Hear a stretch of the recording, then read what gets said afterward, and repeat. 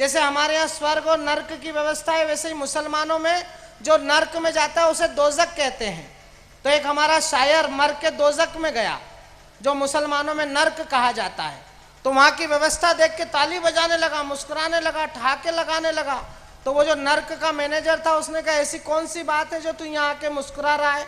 तो उस शायर ने नर्क में खड़े होकर जिस आत्मविश्वास के साथ दो पंक्तियां सुनाई, वही हमारे कवियों के अंदर का आनंद है। उसने कहा, हमने किया गुनाह तो दोजक हमें मिली। दोजक का क्या गुनाह था, दोजक को हम मिले? ये कवि होता है जो अपनी बात तन्मयता से, तल्लीनता से, पूरे आत्मविश्वास के साथ कहता है। एक कवि ऐसा हमारे बीच बैठा है जो जयपुर गुलाबी शहर से पूरे हिंदुस्तान ही नहीं, पूरी दुनिया में अपने व्यंग लेखों के कारण जाना जाता है। हास्य रस की कविताएं आपने अभी सुनील जोगी से सुनी। व्यंग कैसा होता है, व्यंग कैसे कहा जाता है, और व्यंग की मार कितनी दूर तक पहुंचती है। अगर ये तीनों चीज एक ही व्यंग्यकार के अंदर देखनी हो तो वह हमारे बड़े भाई संपत सरल हैं, जो मंच के कोने पर बैठे हुए हैं। आप देख रहे हैं उन्होंने चश्मा लगाया हुआ है। ऊपर का प्लाट धीरे धीरे खाली होने की प्रक्रिया में है। इसका मतलब यह है कि आदमी विचारवान तो है। पुरुषों के सिर पर दो ही महिलाएं हाथ फेरती है पंडित जी, एक तो माँ और दूसरी पत्नी। माँ हाथ फेरती है तो बाल बढ़ते हैं। अब देखो आपके पड़ोस में जो सज्जन बैठे हैं, पंडित जी थोड़े से पड़ोस में देखो आप, ऐसा लग रहा है पूरी कॉलोनी ने हाथ फेर रखा है। ये आनंद भी हमारे पास है। मैं आइए संपत सरल को आपके बीच बुलाना चाहता हूँ। धनेश फक्कड़ एक बहुत बड़े व्यंग्यकार हमारे देश में हुए। उनकी दो पंक्तियों तक पहुंच जाओगे तो संपत सरल तक पहुंचने में आसानी हो जाएगी। धनेश फक्कड़ ने लिखा कि यारो हम तो राजकुंवर हैं पीड़ा वाले गांव के। अब जरा यहाँ पर बैठे हुए समझदार लोग अगली पंक्ति पर ताली बजाकर बताना कि हम देश के सर्वाधिक मारक व्यंग्यकार को सुनने जा रहे हैं कि यारो हम तो राजकुंवर हैं पीड़ा वाले गांव के। चलते चलते चलते चलते लब तक आ गए छाले अपने पाँव के। आइए उन पाँव के छालों को लब से कैसे बयान करते हैं, ये बड़े भाई संपत सरल का करिश्मा है। इतनी कमजोर तालियां नहीं मित्रों, एक बार जोरदार तालियां बजाकर देश के बड़े व्यंग्यकार को आवाज दीजिए। आदरणीय संपत सरल भाई शशिकांत यादव जिस ऊर्जा से इस कवि सम्मेलन का संचालन कर रहे हैं, आपने उनके लिए एक बार भी ताली नहीं बजाई। मैं सोचता हूं एक बार उनको भी कृतार्थ कर दो आप। नहीं, अच्छी बात। पवार जी भाई साहब पीछे सो रहे हैं। हमने एक कवि की ड्यूटी लगा रखी है कि हर 10 मिनट में उनकी नाड़ी चेक करता रहे। हाँ, हाँ। पीछे जो लोग बैठे हैं, अगर आप भी थोड़ा सा आगे आ जाएंगे तो पवार जी तक ये काव्य यात्रा जानी है। जो लोग पीछे बैठे हैं वो स्क्रीन पे देख रहे हैं। अच्छा, स्क्रीन पे देख रहे हैं क्या? उनको यहाँ पे विश्वास नहीं हो रहा है कि खड़े होके कोई सुना भी रहा है। स्क्रीन पे क्या देख रहे हो? दीपिका माही तो आगे से साफ दिखती। हाँ। लेकिन बहुत अच्छी कविताएं सुनाई सभी लोगों ने। समय की अपनी सीमाएं हैं कि वक्त आता है वक्त जाता है, वक्त को संभाल कर रखिए, वक्त बेवक्त काम आता है। वाह। बस थोड़ा सा समय आपका लेंगे। दीपिका जी ने तो बहुत मीठे स्वर में आपको गीत सुनाए। मैं गाता नहीं हूँ और आपको मेरा एहसान मानना चाहिए कि मुझे गाना नहीं आता है, उसके बावजूद गा नहीं रहा हूं।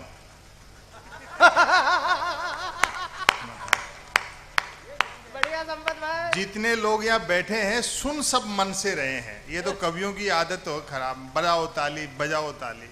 आप सब मन से सुन रहे हो। जिनको काम नहीं था, नहीं सुनना था, निकल लिए, वो कोई खास बात।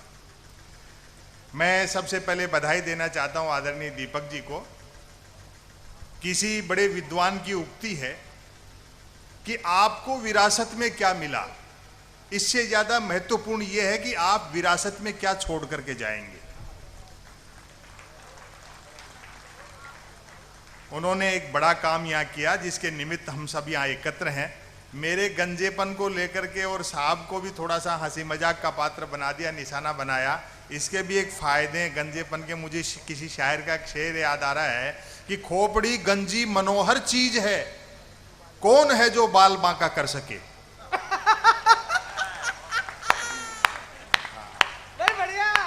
तो आदमी को क्या है जी कि थोड़ा सकारात्मक भी सोचना चाहिए। आपने इस मौके पर कवि सम्मेलन रखा, हम आदरणीय कन्हैयालाल जी के भी आभारी हैं कि आप सब लोगों से मिलने का अवसर उपलब्ध करवाया। देश की राजनीतिक परिदृश्य पर भी ढेर सारी बातें हुई।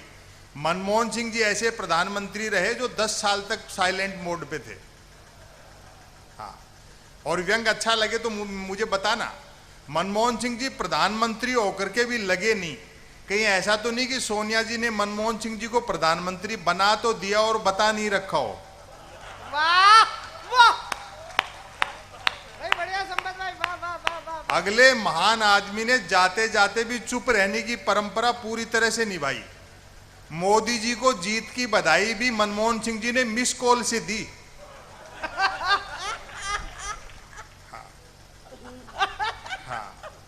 लेकिन जो सबसे बड़ा चुनाव में हमने नुकसान देखा, भाषा की अभद्रता, नेताओं के मुख से जो भाषाओं का स्तर था, मतलब ये देख लो कि एक सन्यासी ने भी पिकनिक बोलना चाहा तो मुंह से हनीमून निकला। इससे ज्यादा भाषा का स्तर और क्या गिरेगा।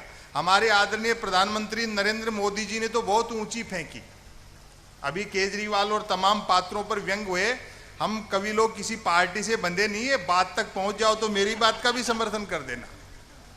नरेंद्र मोदी जी ने तो बड़ी ऊंची फेंकी कि मेरा सीना 56 इंच का है। भैया, शादी करके लुगाई को भूलने की सुविधा होती तो हमारा भी इतना ही होता। हाँ, ये सारी चीजें आजादी के बाद देश में जो कुछ होना चाहिए था वो न होकर के जो नहीं होना चाहिए था वो हुआ, तो व्यंग्य पैदा हुआ। वरना एक जमाना ऐसा था जब मैं भी प्यार प्रेम की कविताएं लिखता था, जब तक अक्कल दाढ़ नहीं निकली थी। उबासी के बहाने भी किसी लड़की के दांत दिख जाते तो मैं 5-7 गजलें लिख मारता था, भले ही वो उबासी मुझको देख करके ले रही होती थी। और एक निवेदन कर दूं, प्रकृति के, कुदरत के, सृष्टि के नियम बदल सकते हैं, औरत के प्रति पुरुष की मानसिकता नहीं बदल सकती। मर्द की फितरत होती है, अर्थी के रास्ते में भी लुगाई मिल जाए तो 80 साल का मुर्दा भी वाइब्रेशन मोड पर आ जाता है। और ये प्यार मोहब्बत के गीत सुनाने वाले ध्यान से सुन ले, शादी होती है प्यार का बुखार उतर जाता है।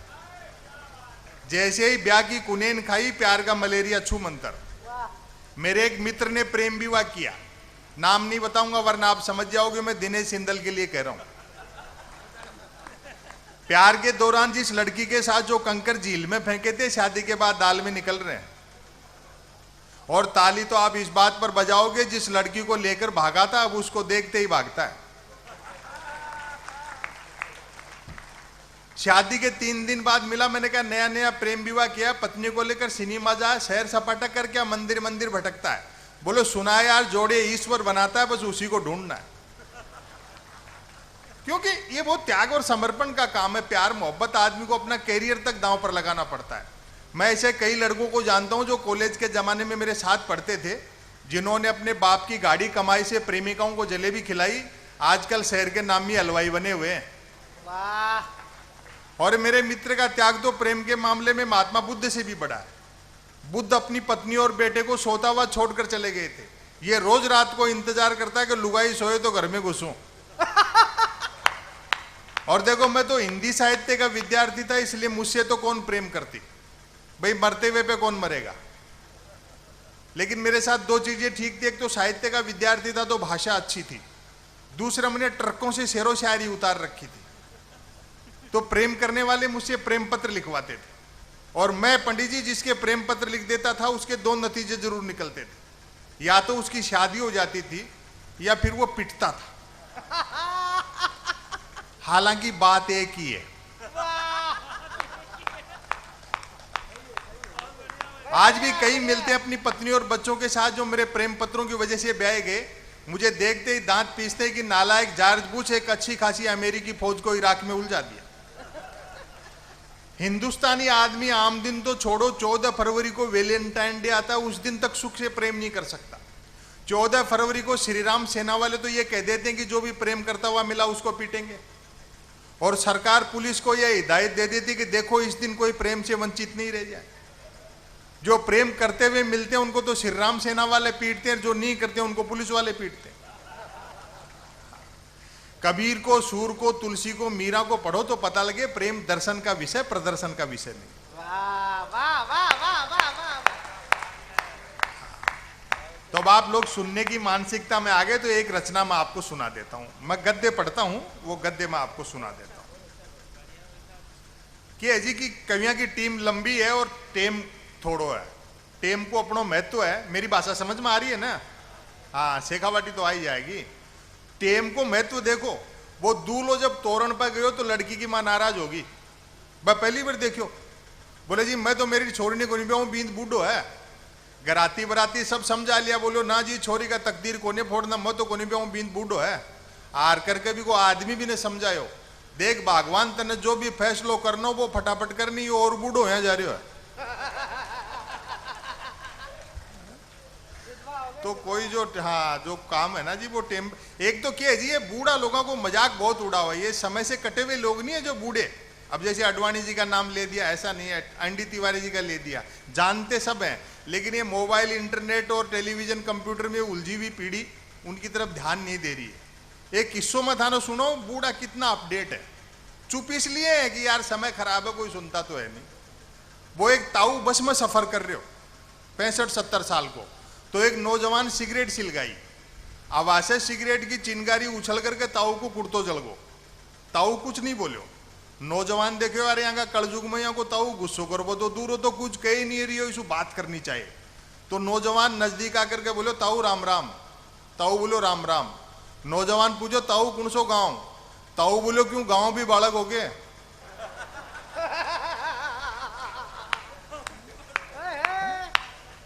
ये जाने सब है बस है? तो आपने तो लोक जो है वो इतना समृद्ध है कि कविता की जरूरत नहीं है। अब आर जी मल मास लाग जाए तो कोई मांगलिक काम नहीं हो। तारो लाग जाए तो बहन बेटी को पीर सासरा आन जान भी बंद है।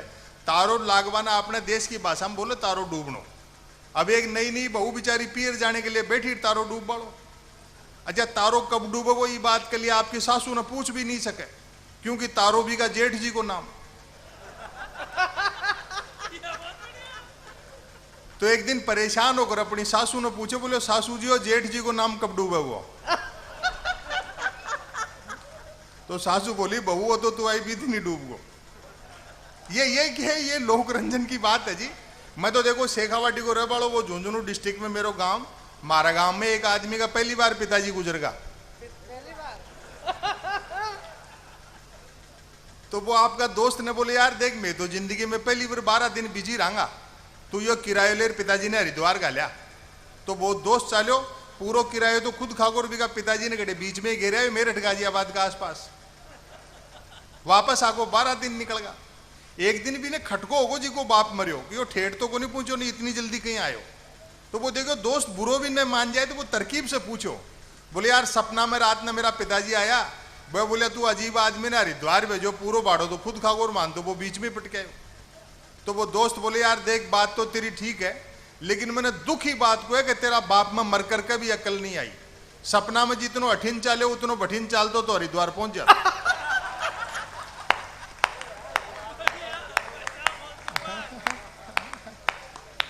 तो ये सब के ये लोग का किस्सा। अब यहाँ नेताओं के लेकर तरह तरह की बात कर रहा है।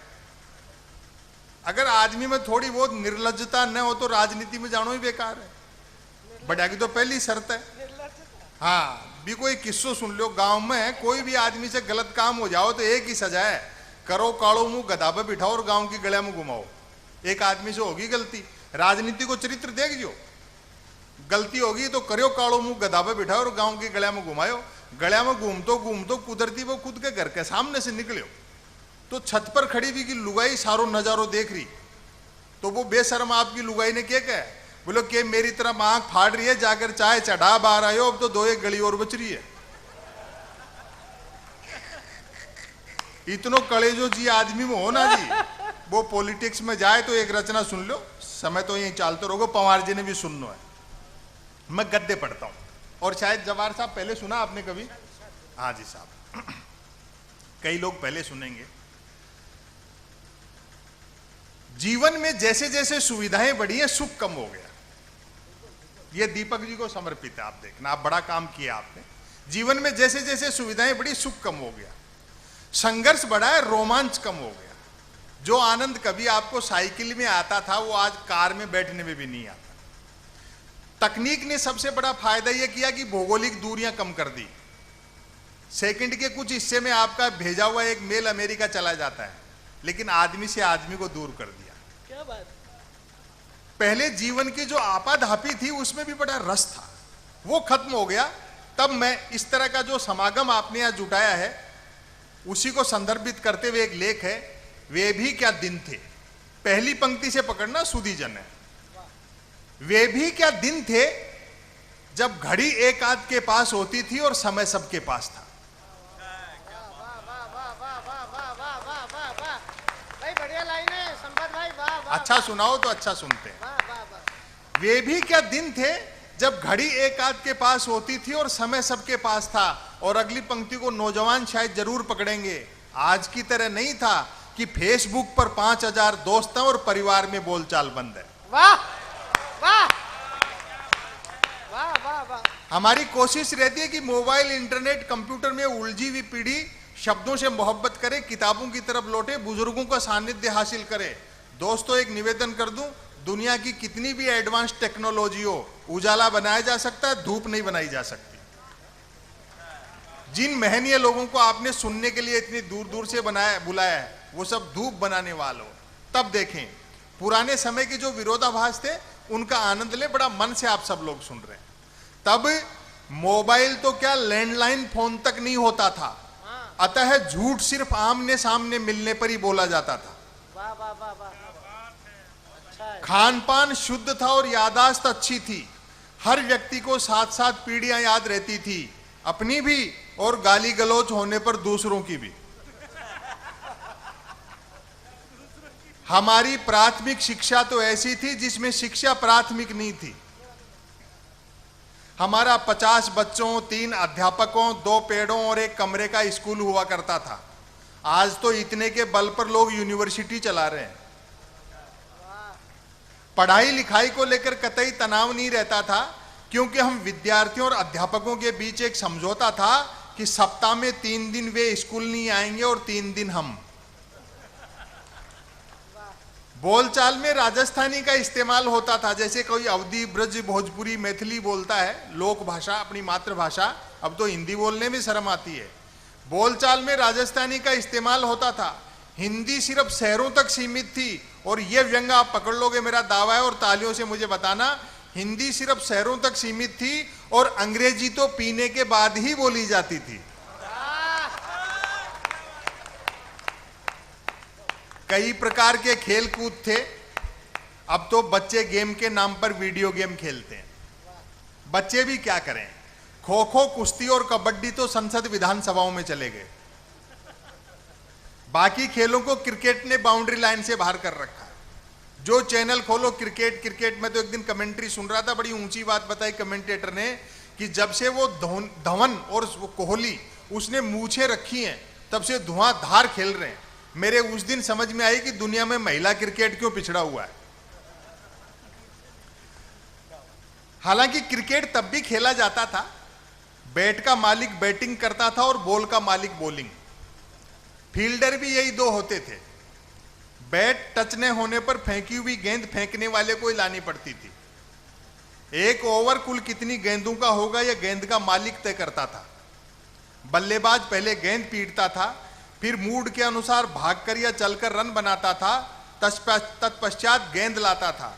ऐसा भी होता रहता था कि बल्लेबाज की दिन भर गेंद लाने की इच्छा नहीं रहती थी और वह दिन भर रन ही बनाता रहता था। लोग भूखे उठते तो थे, किंतु भूखे सोते नहीं थे। ईमान के अलावा सब कुछ सस्ता था। सस्ताई का अंदाजा आप इसी से लगा लें कि फिल्मों में हीरोइनों को पैसा कम मिलता था तो भी कपड़े पूरे पहनती थी। उन दिनों रामलीलाएं मनोरंजन का प्रमुख साधन हुआ करती थी। ये धार्मिक मंच है, लेकिन मैंने किस सलीके से व्यंग्य कहा देखें। उन दिनों रामलीलाएं मनोरंजन का प्रमुख साधन हुआ करती थी, जिनमें महिला पात्रों का रोल भी पुरुष ही करते थे। रामलीला वालों का गले मिलने और गले पड़ने का समय अलग अलग होता था। रामलीला मंडली गांव की धर्मशाला में ठहरती थी। हम बच्चे दिन में धर्मशाला में जाकर देखते थे कि गत रात ही एक दूसरे के जानी दुश्मन रहे, बाली और सुग्रीव साथ साथ ताश पत्ती खेल रहे हैं। शूर्पणखा मंथरा के लिए चाय बना रहा है, और एक पुरुष की जो घर में औकात होती है, चटाई पर बैठा रावण रात को आरती में आए पैसों का हिसाब मंदोदरी को दे रहा है। मैं आज आया, कई परिचित मिल गए भीनमाल में, बोले संपत सरल जी आपको यूट्यूब पे सुनते हैं, फेसबुक पर पढ़ते रहते हैं, वैसे आप कहाँ के हैं? मैंने कहा भैया शादी को 23 साल हो गए, कहीं के नहीं है। लोग पैदल चलते थे और पद यात्राएं करते थे, जो कि पद प्राप्त करने के लिए नहीं होती थी। कुछ एक के पास साइकिलें होती थी जो 4 रोटियों में 40 का एवरेज देती थी। कारें मोटरसाइकिलें तो छोड़ो, बसें तक गिनती की हुआ करती थी। जहाज और हवाई जहाज तो हम किताबों में देखते थे और कॉपियों के बनाते थे। याद आती हैं वे मीटर गेज की कोयले के इंजन वाली गाड़ियां। उनकी तय करना कठिन था कि ट्रेन और यात्रियों में कौन किसको ढोरा है। उनकी स्पीड का तो यह हाल था कि घंटे आध घंटे का सफर होता था तो भी लोग 3 वक्त का खाना बांध कर चलते थे। ट्रेन में चढ़ने में जितना पसीना आता था, उतरने में उससे अधिक आता था। यात्री काठ की सीटों पर काठ के उल्लू बने बैठे रहते थे। डिब्बे में डफली वालों का गाना बजाना चलता रहता था। और एक आम हिंदुस्तानी का मनोविज्ञान पकड़ लो तो आशीर्वाद देना, डिब्बे में डफली वालों का गाना बजाना चलता रहता था। खड़े यात्री भजन पसंद करते थे और जिन्हें सीट मिल जाती थी वे गजल। लोग फरमाइशें करते रहते थे और डफली वाले गाते रहते थे। डफली वालों को पैसे देने का वक्त आता था, फरमाइशें करने वाले खुद गाने लगते थे। क्योंकि यात्री को सामान की भी स्वयं ही रक्षा करनी होती थी, अतः खाली हाथ चढ़ते थे तो भी सामान लेकर ही उतरते थे। अब मैं समापन की ओर बढ़ता हूं। चिट्ठी पत्री का दौर था। SMS ईमेल वाले क्या जाने पत्र लेखन का स्वाद। और हमारे एक बड़े शायर हैं उदय प्रताप सिंह जी, उनका एक शेर है कि मोबाइलों के दौर के आशिक को क्या पता, रखते थे कैसे खत में कलेजा निकालकर। पत्रों में व्याकरण अशुद्ध होते हुए भी आचरण शुद्ध होता था। मैंने तो स्वयं कई बार अपने पिताजी को चरण स्पर्श की जगह आशीर्वाद लिखा है। खत लिखता हूं खून से स्याही ने समझना, अर्थात प्रेम पत्र लाल स्याही से लिखकर अपने खून से लिखा बताने का रिवाज तब भी था। परिणाम भी वैसा ही निकलता था। जिन्होंने वैसे प्रेम पत्र लिख लिख कर कबूतर उड़ाए थे, आज बेचारे शादीशुदा हैं और तोते उड़े हुए। शादी से याद आया, तब शादियों में व्यर्थ का धूम धड़ाका और दिखावा नहीं होता था। बस 2-4 बाराती बैंड पर बजती नागिन की धुन पर सपेरा नृत्य कर लेते थे, क्योंकि तब बीन बनाने के लिए रूमाल ही 2-4 बारातियों के पास होते थे। और सबसे मार्मिक जो बंद है इसका, वह टीवी नहीं रेडियो का युग था। व्यक्ति बंदूक भले ही बिना लाइसेंस के रख सकता था, किंतु रेडियो के लिए लाइसेंस अनिवार्य था। याद आते हैं अमीन सयानी का बिना का गीत माला। जो बड़े लोग बैठे हैं वो महसूस करें इस बात को। याद आते हैं अमीन सयानी का बिना का गीत माला, जसदेव सिंह की हिंदी कमेंट्री, कृष्ण कुमार भार्गव, देवकी नंदन पांडे और रामानंद प्रसाद सिंह के समाचार। और अब आपकी तालियां उठेंगी। गर्दन झुकाकर BBC तो ऐसे सुनते थे जैसे आज BBC सुनते हैं। बहुत मन से आप सब लोगों ने सुना। और मैं समापन कर रहा हूं। समापन पर तालियां बजा देना, वरना इसको फिर शुरू कर सकता हूं। सच है, मैं पुनः बधाई देना चाहता हूं दीपक जी को। सच है, गन्ने का रस सूख जाए तो वह लाठी रह जाता है। तब हमारा जीवन कछुए की तरह था, आज हम खरगोश की तरह दौड़ रहे हैं, अर्थात भाग सब रहे हैं और पहुंच कोई नहीं रहा।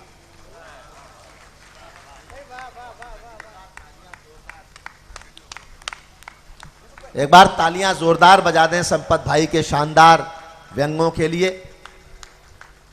बहुत बढ़िया, उन्होंने हंसाया भी और सोचने के लिए भी हमें विवश किया।